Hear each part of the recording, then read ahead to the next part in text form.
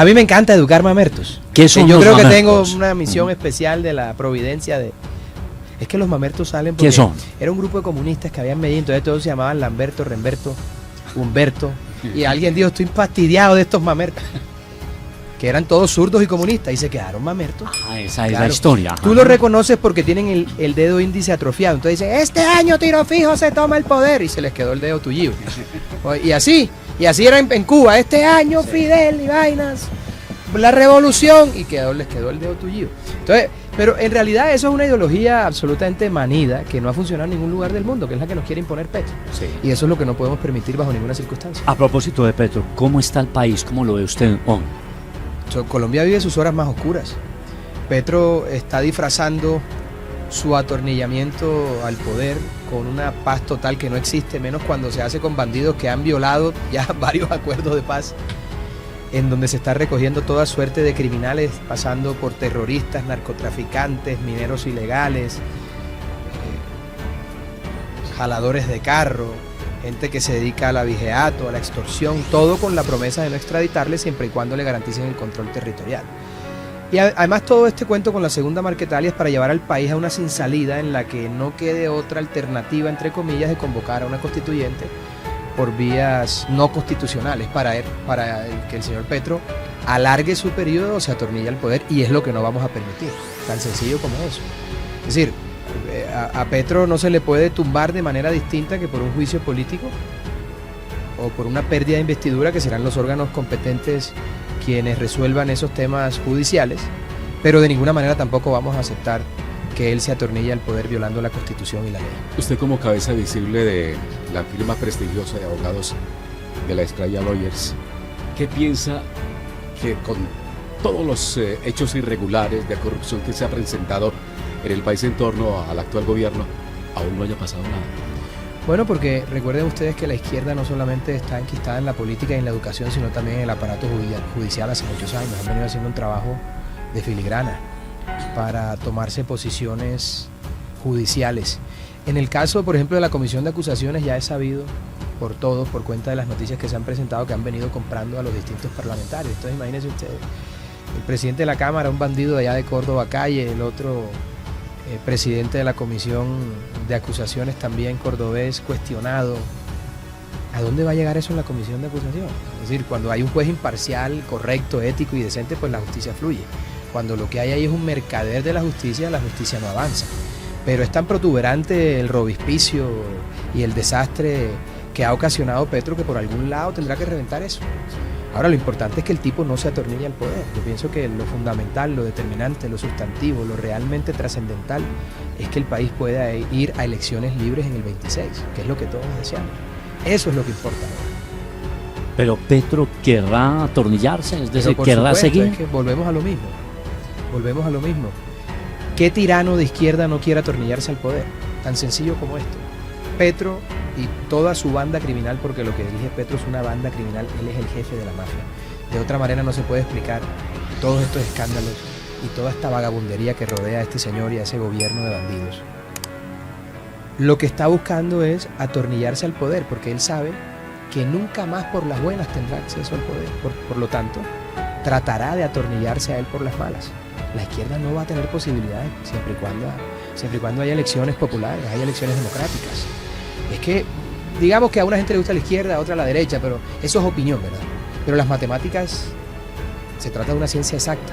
Miremos los niveles de la economía, de la inseguridad. La economía está absolutamente detenida y el costo de la vida y la inflación disparada. Tenemos 2 periodos seguidos en recesión. ¿Qué se viene para Colombia? Todos los sectores importantes de la economía detenidos. Eso no lo hace Petro porque no sabe lo que hace, no, él quiere destruir la economía para manejar la salud de la gente, para manejar el dinero de la gente a través de los subsidios estatales que lo que hacen es fomentar el esclavismo, el estatismo. Y por eso están enloquecidos con la reforma pensional, porque le da 500 billones de pesos y con eso pueden comprar desde congresistas hasta líderes locales. Entonces, O sea, eso es planeado. completamente planeado. Ahora, yo insisto que Petro es la fachada de todo esto. Detrás de Petro hay gente mucho más inteligente y más disciplinada, como Iván Cepeda, por ejemplo. Lo que pasa es que Petro amanece en Guayabao y se le daña la agenda, o está en agenda privada y no aparece. O sea, el tipo es bastante disipado. Él es la fachada de un de una entidad mucho más proterva, corrupta y criminal que la que él mismo representa. Eso está articulado con Cuba, está articulado con Venezuela, está articulado con Nicaragua, con Brasil. Eso hace parte de un plan que se ha venido diseñando hace muchos años y que se advirtió hasta la saciedad. Los que advertimos del peligro de la llegada de Petro al poder fuimos llamados apocalípticos, y hoy el país está pagando las consecuencias de llevar al poder a un ex subversivo que además ha sido un pésimo administrador. Solo falta ver los resultados en la alcaldía de Bogotá, pero además un tipo que no pudo manejar ni siquiera sus propias finanzas, estaba embargado en el conjunto de Chía donde vivían, en un conjunto de oligarcas, esos mismos a los que él dice detestar. Un tipo que no puede manejar sus propias finanzas. ¿Cómo se supone que va a manejar un presupuesto de casi 500 billones de pesos, que es el presupuesto anual de la nación, más 500 adicionales por cuenta de la reforma pensional? Entonces es una cosa absurda. Lo que ha pasado con Petro es como sacar a una mujer de la vida alegre de un lupanar y pensar que va a ser muy seria en lo sucesivo. Puede que sí, pero lo más probable es que no. Eso fue exactamente lo que pasó con Petro. Ahí eso no tenía cómo salir bien. Mal administrador, un tipo antisubversivo, subversivo, antidemocrático, un tipo que persigue a la prensa, que persigue a los opositores, sobre todo rencoroso, un hombre lleno de unos odios y de una cosa visceral bien delicada, porque claro, para ser de extrema izquierda hay que ser resentido, acomplejado y envidioso, y él es las tres cosas. Abogado, pero es que los colombianos, o bueno, un sector de los colombianos también conocían los antecedentes de Petro, y la pregunta que uno se hace entonces, ¿por qué ganó? Bueno, porque a la gente le gusta la novelería, y hay que decir también que hay una brecha social muy grande en Colombia, y hay gente que no tiene nada que perder, y dijo, ¿yo qué pierdo si Petro es presidente? Puedo ganar, y están perdiendo más, porque el rico hermano coge sus maletas, se monta en un avión y se va a vivir a los Estados Unidos, a otro país, o se va a Europa y se acabó. Los que sufren en realidad son la clase media y las clases menos favorecidas. Ahora, Colombia no era un paraíso. Este es un país que está en vía de desarrollo, en vía de construcción, es un país joven que tiene 200 años. O sea, nosotros para alcanzar niveles de desarrollo, claro que si no tuviésemos la corrupción que hemos tenido, estaríamos mucho más adelantados y tal, pero esto es todo un proceso. No era el paraíso, pero no venía tan mal como ahora con Petro, que todo se ha ido al traste, y eso no lo puede negar nadie. Usted puede creer lo que le dé la gana de Petro, pero revise los números. Insisto, las matemáticas son una ciencia exacta, los guarismos no mienten, las estadísticas son precisas, revísenlo y punto. Entonces, esa novelería del tal cambio, imagínense además el cambio con Benedetti y con Roy Barreras, es que sí hay que ser muy inocente para creer en ese cambio. Ahora, también estábamos enredados porque fuimos a la segunda vuelta con Rodolfo, cosa que nunca le voy a perdonar a Petro, que me haya hecho votar por Rodolfo. No, es que estábamos jodidos y con el agua lejos, por no decir otra vaina. Pero tampoco estábamos tan mal y el país tampoco estaba tan acabado, por lo menos venía bien en lo económico. Ahora bien, hay que decir unas cosas. No se hicieron en gobiernos anteriores a Petro cosas que había que hacer. Y por eso Petro también tuvo la llegada fácil. Eso hay que decirlo también. Y claro, hay que reconocer que de este lado también nos hemos equivocado. Sí, pero es que el país no iba tan mal. Pero coño, no se estaban robando el país como estos tipos. Esto todos los días es un escándalo.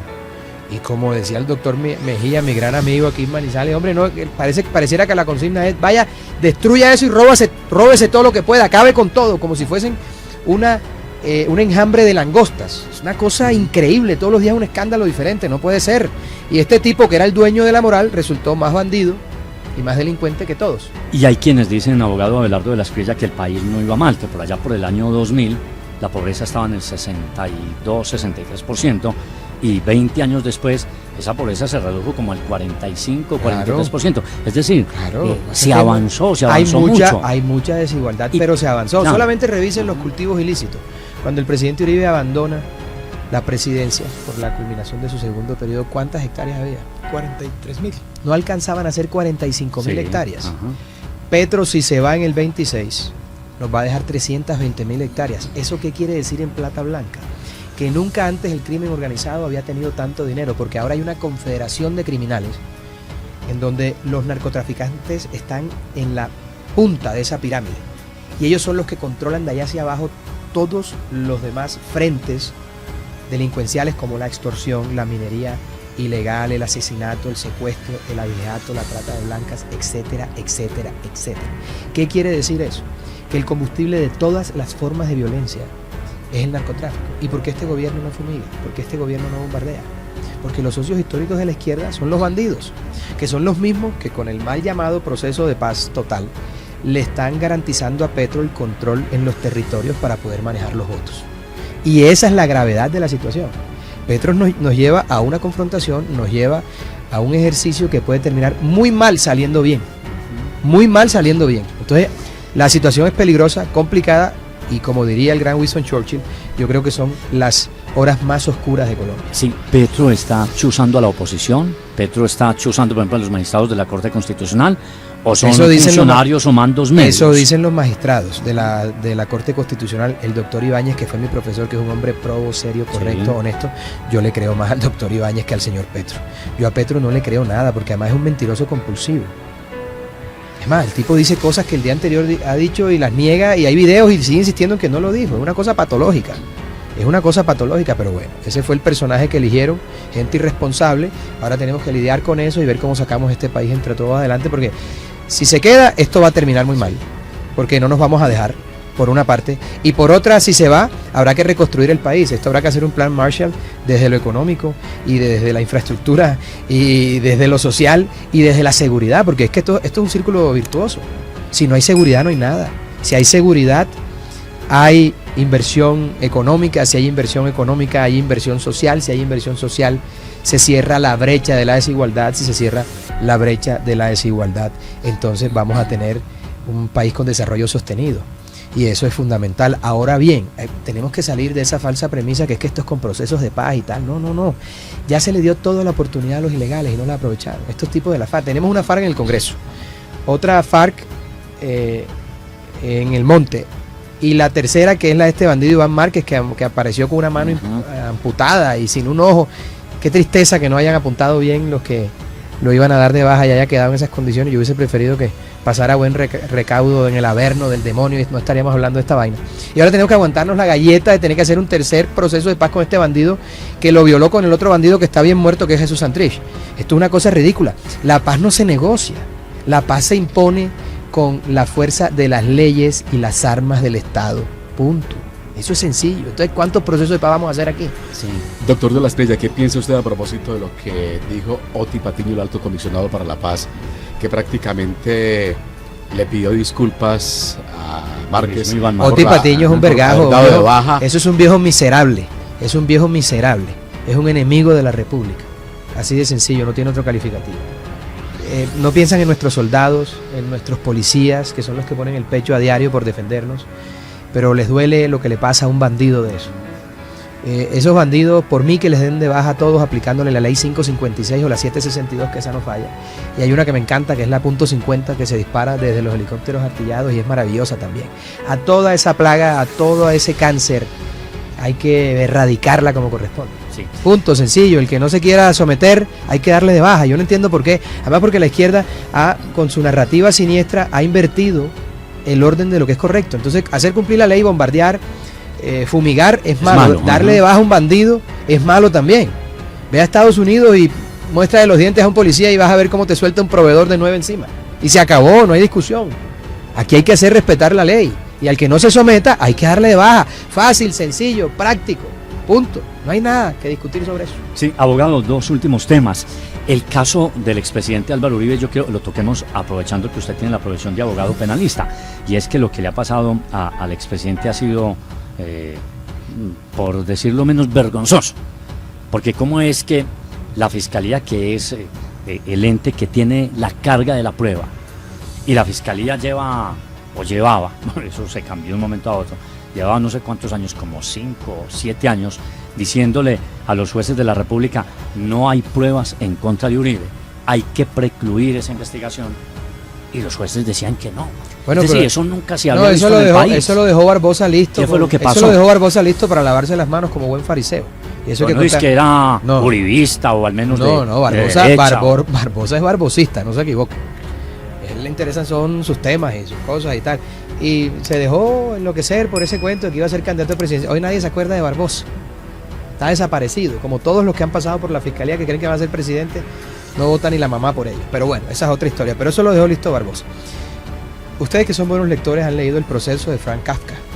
El proceso del presidente Uribe es un proceso kafkiano, armado, acomodado, estructurado, con un montaje que viene desde inteligencia articulado por Juan Manuel Santos para hacer parecer que el presidente Uribe a través de un abogado estaba comprando testigos. Pruebas fabricadas. Completamente, esto es House of Cards, esto parece una serie, esto lo montó Juan Manuel Santos. El tipo más nefasto justo con Petro que ha parido este país, el tartufo Juan Manuel Santos. Lo malo que ha sido ese gago, yo no me imagino si ese gago hubiese hablado de corrido todo lo que habría hecho, si así Tatareto ha dado la lidia que ha dado. ¿Qué gago tan perverso es? Es el tipo más perverso y protervo que ha dado este país. Eso todo fue armado. No hay una sola hora de grabación. De las tantas horas de grabación que hay, que hizo la Corte de manera ilegal contra el presidente Uribe, donde el presidente Uribe dio una instrucción al señor Diego Cadena para que viole la ley. No hay una sola instrucción. El presidente Uribe no tiene por qué estar en este proceso. Esto es un proceso político disfrazado de un proceso jurídico. Solamente una cosa les digo a los oyentes y a quienes nos ven. Si Uribe cae, cae Colombia. Por tanto, tenemos que defender al presidente Uribe como corresponde, en el escenario que haya que defenderlo. Porque lo que quieren hacer es precisamente derrumbar ese estandarte, ese muro de contención que ha significado Uribe contra la izquierda radical en este país. Y eso es lo que no nos perdonan también a los amigos del presidente Uribe, que lo defendamos de la manera en que lo hacemos y con tanta convicción, porque conocemos de su grandeza, de su honestidad, de su verticalidad y de su patriotismo. Eso es un proceso fabricado. Y eso lo dejó Barbosa listo para lavarse las manos, porque no hay mejor manera de quedar mal con todo el mundo que pretender quedar bien con todo el mundo. Y eso fue lo que hizo el señor Barbosa. En vez de procesar al bandido de Quintero Calle, en Medellín, que se robó hasta el agua a los floreros, al otro bandido ese de Cali, que hizo desastre también, y al otro, a la señora Claudia López, que hizo ochas y panochas en Bogotá, ¿no? Se dedicó fue a hacer política el señor Barbosa. Qué vergüenza, el señor Barbosa. Usted a propósito ha dicho que pues es muy diferente al presidente Uribe, pero que piensan igual, no es un contrasentido. Ah, sí, bueno, no es contrasentido. Dos personalidades más diferentes no puedes encontrar. Pero nos reunimos en el estadio del patriotismo, en donde somos respetuosos de la democracia, de la ley, y nos duele nuestro país. Fíjate, hay expolíticos, hay exgerentes. Según dijo Nerú, el masajista de la primera dama, hay ex gays también, según Nerú, pues que él dijo que lo curaron. Es más fácil que haya un ex gay a un expatriota. Sí, porque Nerú en una entrevista vi por ahí que no, a mí me curaron y tal. Y, bueno, maravilloso. Esa vaina, según Nerú, tiene cura, pero lo que no tiene cura es el patriotismo. No hay expatriotas. Cuando tú eres patriota estás convencido. El presidente Uribe es un tipo del Caribe, tú sabes, el presidente Uribe es más serio, pero pensamos exactamente igual en lo que tiene que ser el Estado, la política, la democracia, la sociedad, la economía. Además, yo te digo una cosa, yo creo que el gran error, por ejemplo, del presidente Duque consistió en no haber aplicado el Estado comunitario del presidente Uribe. Porque además es que tú tienes que aprovechar esa inteligencia y esa sapiencia. El presidente Uribe, con todo lo que ha leído sobre los griegos, sobre los romanos, sobre la democracia en el mundo, Margaret Thatcher, Ronald Reagan, a quien él sigue mucho, él ajustó ese pensamiento y el suyo propio en una doctrina uribista que es perfecta. A mí no me gusta, lo único que no me gusta es el nombre, que me suena un poco mamertoide, se llama Estado comunitario. Yo le hubiese puesto otra vaina más style, el círculo virtuoso, ¿verdad? Es lo único que no me gusta, pero de fondo me gusta todo, que son los tres huevitos: seguridad democrática, confianza inversionista, inversión social. Y esas tres cosas generan cohesión social. Lo que había que hacer era 2.0 recargado. Entonces se ponen a inventar vaina, que la economía naranja, que otra vaina, Santos, que el proceso de paz. Ya Uribe hizo el trabajo. Es como el tipo serio de... Ustedes se acuerdan, a mí me pasaba mucho, había unas peladas que eran pesas en la universidad y hacían unos resúmenes del carajo. Entonces yo esperaba que ellas me tiraran el resumen. Ahí tú tienes el resumen del mejor estudiante al lado, Uribe te va a pasar el resumen y tú, no, yo voy a hacer el mío. Ay, ya, qué belleza. Y te vas a enredar. ¿Por qué te enredas? Entonces yo me quedo con el resumen ese de al lado. No, en serio, yo tenía una amiga, Pilar Arango, era la más... Yo me sentaba en la parte de atrás y hacía recoches, pendiente de enamorar a las peladas y vacilarme. Y ellas se sentaban adelante y hacían los mejores resúmenes con colores y vaina. Y esas peladas eran llaverías mías. No le daban el resumen a nadie, solo a mí, y yo se lo filtraba a todo el mundo. Pero de contrabando, porque ellas eran celosas con esa vaina. Entonces, si tú tienes ese resumen, si tú tienes ese decálogo uribista que es perfecto, ¿para qué te pones a inventar? Cuando ya eso funcionó en el 2002, cuando esto era un estado fallido, cuando ese hombre sabe más que perro es ciego y ha decantado toda esa información a lo largo de los años con toda esa experiencia. Lo que pasa es que en política la gente la mata la vanidad. Cuando uno tiene claro que Colombia no va a volver a parir, ni en ningún lugar por aquí, a 10.000 kilómetros a la redonda, va a volver a parir a un tipo como Álvaro Uribe, uno se pega de esa fuente de conocimiento. No trata de rechazarla. Se pega de esa fuente de conocimiento, porque aprovechar semejante sabiduría, además de un hombre que está en su mejor momento. Va a cumplir 72 años y está serenito. O sea, el Uribe es explosivo de la edad mía de los 40 y pico, de los 50, serenito. Es un caballo que fue un reproductor del carajo, tiene sus años, pero sale a pista y está firme, con el paso firme. Ese es Uribe, porque es aprovechar toda esa inteligencia, toda esa sabiduría. El decálogo uribista es maravilloso. Lo que funciona, además ya está probado, experiencia empírica. Abogado, ¿cómo se imagina usted un gobierno del 2026? Es decir, ¿cuál sería un gobierno ideal y cómo estaría conformado? Bueno, lo primero que hay que hacer, hermano, es pelear porque haya elecciones en el 26, que es el gran problema hoy. Pero un gobierno ideal, sin duda, sería un gobierno que se dedique a tres frentes en particular: seguridad, economía y lucha frontal contra la corrupción. Porque entre otras cosas, el próximo gobierno, si es que hay elecciones, no va a tener tanto tiempo para tanta cosa. Entonces todo el mundo llega con todo el mundo se cree Alejandro Magno: voy a reformar la justicia, voy a reformar las pensiones. Socio, no hay tiempo para tanta vaina. Cuando un enfermo llega al hospital con un tuki-tuki, lo primero que hacen, si es un problema, un golpe en la cabeza, un trauma craneoencefálico, pues primero lo atienden la cabeza y no el dedo que está fracturado. Primero lo primero. Este país tiene tres problemas muy complicados: seguridad, economía y corrupción. Y los tres problemas se entrelazan. Si usted logra atacar esos tres frentes como corresponde, el país despega y podemos volver a este país lo que siempre hemos querido, lo que tuvimos en un tiempo con Uribe y que no supimos aprovechar. Un país maravilloso, que es fascinante. Yo tengo a mis hijos aquí hace un mes en Montería, me dicen que son las mejores vacaciones que han pasado en su vida. Sí. Y uno va a Barranquilla, viene aquí a Manizales, va a Medellín, a Cali, y este sabor, esta pasión, esta nota agradable que hay en el ambiente en Colombia no lo hay en ningún lugar del mundo. Entonces, ¿cómo vamos a dejar perder esta vaina en manos de estos desadaptados que lo que quieren es destruir todo? Porque esa gente no construye, esa gente destruye, por tanto es más fácil hacer lo que ellos hacen. Pero sí, el próximo gobierno tiene que atender esos tres frentes y hacerlo con mano de hierro. Sí. ¿Y quién debería ser? Sin miedo. ¿Quién es la persona indicada? No, es que ese es un juego en el que no podemos caer ahora. Ese no es un juego porque ahora la discusión es si hay elecciones o no.